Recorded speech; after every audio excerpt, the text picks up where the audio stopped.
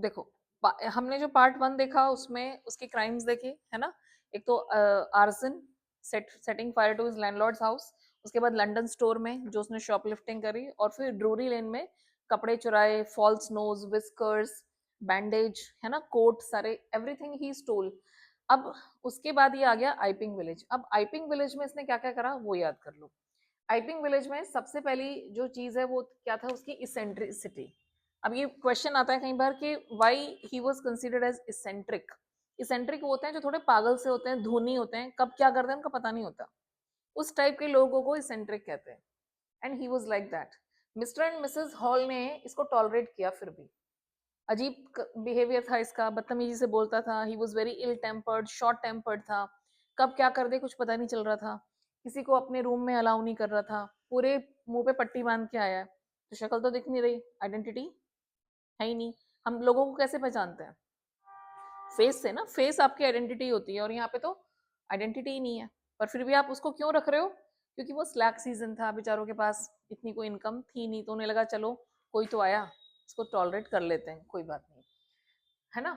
तो उसको he was ill tempered. इसके और भी एग्जाम्पल्स अगर ये क्वेश्चन एग्जाम में आया तो जो आगे के इवेंट्स हैं वहां से भी उसके वो सीन्स हमें उठाने हैं कि ये कैसे एक इसेंट्रिक मैन है, धोनी है, कब क्या कर दे नहीं पता। इसमें वो आर्सन वाला भी एग्जाम्पल आप लिख सकते हो, और जो आगे हम इंसिडेंट्स पढ़ेंगे वो भी आप इसमें बताओगे, ठीक है? तो उसका इल मैनर्ड, इल टेम्पर्ड बिहेवियर, क्विक टेम्पर्ड भी कह सकते हो, जल्दी गुस्सा आ जाता है, कभी भी गुस्सा हो जाता है, एंड किसी को अलाउ नहीं करता था आने के लिए अपने रूम में, दैट। अब इसमें दो इंसिडेंट्स होते हैं मेनली, एक था क्यूरियस इवेंट और एक था एक्स्ट्रा ऑर्डिनरी इवेंट। तो ये क्यूरियस इवेंट क्या था? Burglary at the clergy's. Clergy's कौन होते हैं? जो फादर होते हैं चर्च के।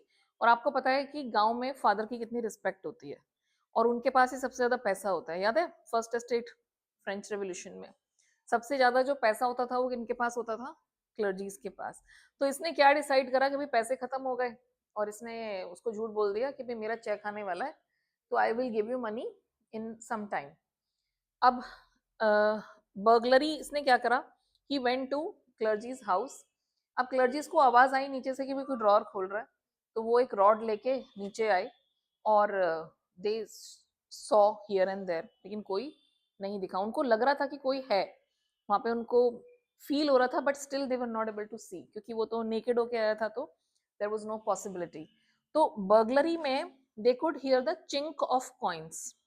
चिंक ऑफ कॉइन्स का मतलब क्या है कि उनको आवाज आ रही थी कि भाई सिक्के निकल रहे हैं, ड्रॉर खुल रहा है, but still nobody was visible there. तो जब तक वो नीचे आते हैं तो ग्रिफिन कर चुका था अपना काम, चुरा लिए थे उसने। एंड उन्होंने कहाँ कहाँ पे देखा? चिमनी में, behind the curtain, under the desk, they searched everywhere, but उन्हें कुछ नहीं मिला। तो ये बर्गलरी वाला अगर सीन डिस्क्राइब करने के लिए आए तो ये सारी चीजें आप बताओगे कि मतलब उन्हें आवाज तो आ रही थी, but they were not able to see anybody, so they flung open the door, ऐसे करके झटके से खोल दिया दरवाजा, बट वहां पे कोई नहीं दिखा। श्योर तो थे वो कि कोई तो है यहाँ पे, बट कोई दिखा नहीं। ये था एक क्यूरियस इवेंट। और वो कहते हैं एक्स्ट्रा ऑर्डिनरी, मतलब ये क्या है कि आपको पता चल रहा है अब पैसे भी गायब हैं ड्रॉर में से जब उन्होंने चेक किया, लेकिन कोई दिख नहीं रहा है। तो उन्होंने कहा, तो राइटर कहता है कि एक्स्ट्रा ऑर्डिनरी इवेंट तो अभी आएगा। फिर ये वाला जो इवेंट है एक्स्ट्रा ऑर्डिनरी इवेंट, इसको कैसे बताओगे आप? कि एक दिन मिस्टर एंड मिसेस हॉल ने देखा कि दरवाजा खुला हुआ है। अब वो तो इसी मौके में थे, अंदर कोई नहीं है, तो उन्होंने कहा चलो अंदर जाके इन्वेस्टिगेट करते हैं कि कुछ तो है जो गड़बड़ है। एक्स्ट्रा ऑर्डिनरी इवेंट बता रही हूँ। उन्होंने दरवाजा खोल दिया, फिर दरवाजा खुला हुआ ही था तो पूरा खोल दिया, पूरा नहीं खुला था, थोड़ा सा था। दे ओपन एंड वेंट इनसाइड। तो उसके जो सारे कपड़े हैं वो जमीन पे पड़े हुए थे, बैंडेजेस भी वहीं पे थी। और कुछ ही मिनटों बाद मिसेस हॉल ने कुछ चीजें नोटिस करी। क्या थी वो? एक तो स्निफ। शी नोटिस्ड कि somebody was sniffing behind her। ऐसे करते हैं ना, जब कोल्ड होता है तब भी करते हैं, तो उसको कोल्ड था। अब इसका मतलब इनविजिबल मैन ऑलरेडी वहां पे आ चुका था, लेकिन उन्हें तो पता नहीं है। अब वो भी कुछ कर नहीं सकता, तो उसने क्या किया, there was a hat on the bed post. Bed के चारों तरफ ना कई बार ऐसे पोस्ट लगा दिए जाते हैं, डंडे लगा दिए जाते हैं, उसके ऊपर एक हैट थी। वो हैट आके it dashed on to Mrs Hall's face. क्या हुआ? सबसे पहला, एक तो एक हैट होती है, इट डैश्ड ऑन, किसके फेस पे आती है? Mrs halls face. पहला चीज ये हुई। अब उसको समझ नहीं आया कि भाई ये हवा में कैसे उड़ रही है टोपी, वो बेचारी डर गई। उसके बाद एक चेयर उठी और उसकी जो फ्रंट लेग्स होती हैं चेयर की, दे वो चेयर हवा में उड़ रही है और उसकी जो फ्रंट लेग्स हैं they pushed them outside. Mr and Mrs Hall को उस चेयर ने पुश कर दिया। तो a chair in the air. अब उनको क्या लगा? और पुश्ड देम आउटसाइड, उनको रूम के बाहर निकाल दिया। और थोड़ी ही, और वो बेचारी इतनी डर जाती है, वो तो सीढ़ियों से भी गिरने वाली थी। She was about to fall down the stairs. ऐसी हालत कर दी इसने। देख रहे हो, टेरराइजिंग देम। तो इस तरह से कैसे टेरराइज करा उनको? एक तो वो हैट लेके, हैट को क्या किया, dashed on to Mrs Hall's face and with the four legs off, मतलब जो आगे की जो लेग्स होती हैं off the chair, he pushed them, he मतलब Griffin, pushed them outside the room, बाहर निकाल दिया उनको। मिसेस हॉल को लगा कि भाई इसके अंदर तो कोई, इस फर्नीचर में कोई आत्मा आत्मा आ गई है और वो उड़ रही है और इसने कुछ किया होगा। हाँ, उसको लगा कि मेरी मदर बैठती थी इस चेयर पे, तो शायद मम्मी की आत्मा आ गई है और इसलिए ये जो है सारी चीजें हो रही हैं।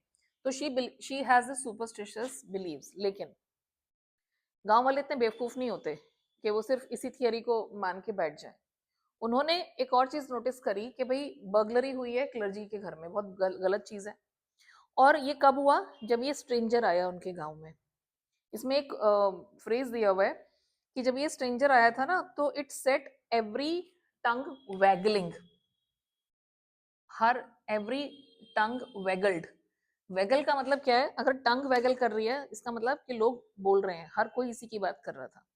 And now everybody was talking about this, कि यार जब से ये आया है ना, तभी से ये चीजें हो रही हैं, बर्गलरी और ये सब। दूसरा कि एक और चीज उन्होंने नोटिस करी कि पहले तो उसके पास पैसे थे नहीं, बर्गलरी होते ही जैसे ही वहां पे चोरी हुई, इसने मिसेस हॉल को लाके पैसे भी दे दिए। ये कैसे पॉसिबल है? तो already he was suspected, prime suspect बन जाता है वो। कौन? ग्रिफिन।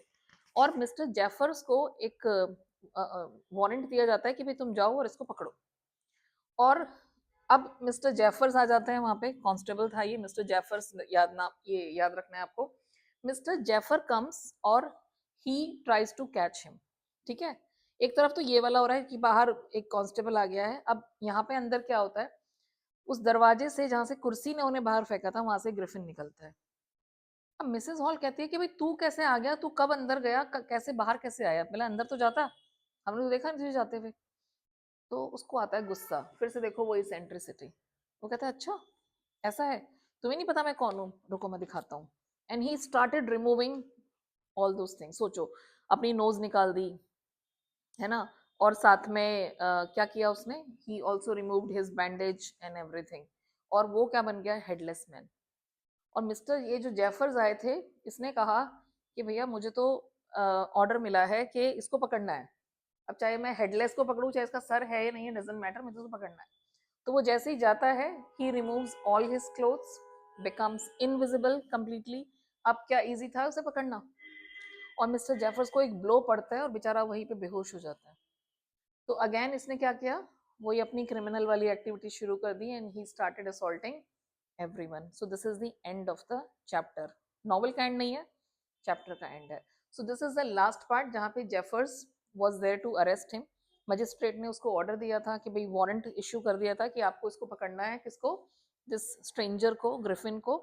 और he was ready to do that, but limitations थी कि he removed his clothes one by one and became invisible. तो सारे बेचारे केओस सा क्रिएट हो जाता है। एवरीबडी वाज लुकिंग कि भाई हम इधर मुक्का मारते हैं, वो मुक्का मारे ना मारे, उनको मुक्का पड़ जाता है। So this is what happened. ठीक है, so this is the end of the story.